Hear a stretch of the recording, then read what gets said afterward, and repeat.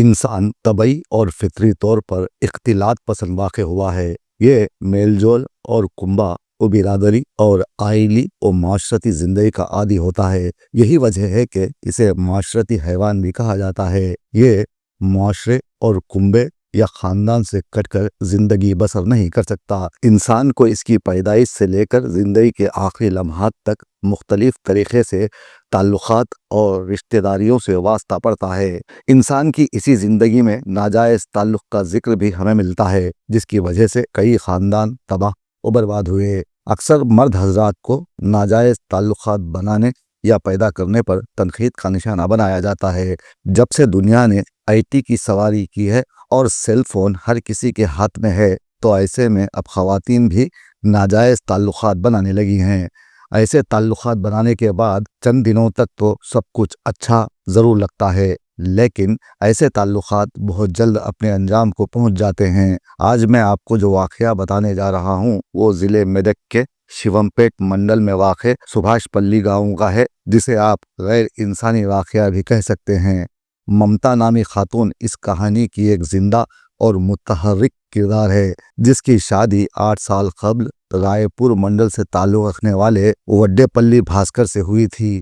भास्कर से उसे एक लड़का और लड़की है। ममता को हमेशा भास्कर से शिकायत रही कि उसे बातचीत का हुनर नहीं आता और वो उसकी बातें समझने से कासिर है। ताहम कई मर्तबा उसने शिकायत करते हुए कहा भी कि उसकी शादी मर्जी से नहीं हुई। फिर धीरे धीरे गुजरती ज़िंदगी में फ़ोन ने वो काम किया कि उसे एक चाहने वाला अजनबी मिल गया, जिसका नाम फैयाज़ है। दोनों में जिस्मानी ताल्लुक़ात पैदा हो गए। एक औरत जिसने अपने शौहर के साथ 8 साल गुजार दिए, वो बेवफा होकर अब फैयाज़ की बाहों में झूलने लगी और फैयाज़ भी इसका बॉयफ्रेंड बनकर उसे खुश करता रहा। इस बीच ममता ने फैयाज़ को सुबह, दोपहर, शाम जब भी उसका शौहर भास्कर घर में नहीं होता बुलाने लगी। इस तरह दोनों के बीच ताल्लुक़ात और मजबूत हो गए। लेकिन खुदरत की करनी ये हुई कि जब भी फैयाज़ उससे मिलने आता, ममता की 2 साला लड़की रोने पलाने लगती। एक दिन जब फैयाज़ उसके घर में दाखिल हुआ और बड़े प्यार से उसे अपनी गोद में बिठा लिया,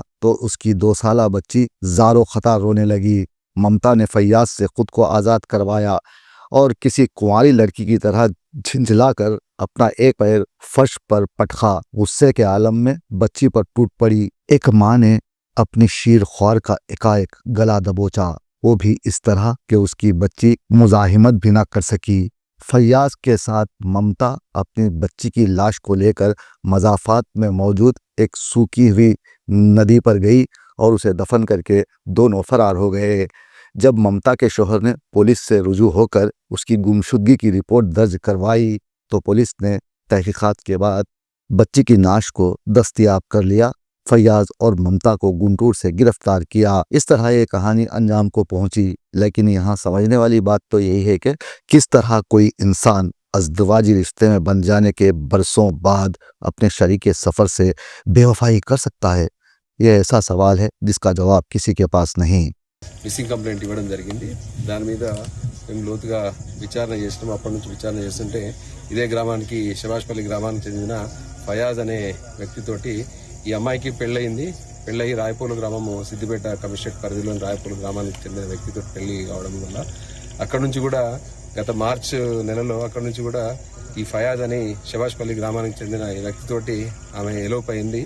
తర్వాత మళ్ళీ ట్రేస్ చేసిన తర్వాత ఉన్నారు. తర్వాత మళ్ళీ ఇక్కడ నుంచి మేలో ఎలోప్ అయినట్లు మాకు సమాచారం అందింది. వాళ్ళ కోసం మేము అంటే తీవ్రంగా ప్రయత్నాలు చేస్తున్నాము. గత 3 నెలల నుంచి SI Shivampet and CI Toopran ఆధ్వర్యంలో టీమ్స్ కూడా తిరుగుతున్నాయి.